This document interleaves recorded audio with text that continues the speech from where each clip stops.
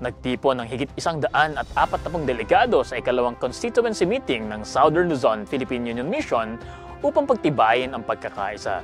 Sa gawaing ito, kanilang inihalal ang mga bagong department directors at officers. Itinalaga rin ang bagong renovate na headquarters bilang paalala ng dedikasyon sa misyon ng Iglesia. Alamin ng balitang ito, ihahatid ni Alpha Chris Alteros. Isinagawa ng Southern Luzon Philippine Union Mission ang kanilang ikalawang constituency meeting kung saan nagtipon ang higit 140 delegates mula sa iba't ibang mission fields upang pagtibayin ang pagkakaisa sa ilalim ng temang Integrated for Mission, Grounded in the Bible, Focused on the Mission. Sa pagbubukas ng programa, opisyal ding i-dedicate ang bagong renovate na SLPUM headquarters na ngayon ang magsisilbing tahanan ng Union Mission.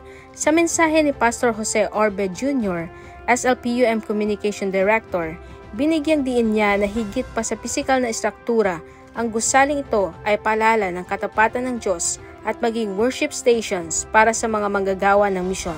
Kasabay ng pagpapatuloy ng pulong, nahalal ang mga bagong department directors at officers mula sa iba't ibang missions and conferences na maglilingkod mula 2026 hanggang 2030. Inaasahan silang magiging spirit-filled leaders na magbubuklod at magpapalakas pa sa misyon ng Iglesia sa buong teritoryo ng SLPUM. Sa pagtatapos ng constituency meeting, nag-iwan ito ng panibagong inspirasyon at hamon sa bawat delegado na manatiling grounded in the Bible and focused on the mission, habang patuloy na nagsisilbi para sa ikalalago ng gawaing layuning maghatid ng balitang mayroong pag-asa. Ako si Alpha Chris Alteros, nag-uulat para sa Hope Today HCNP News.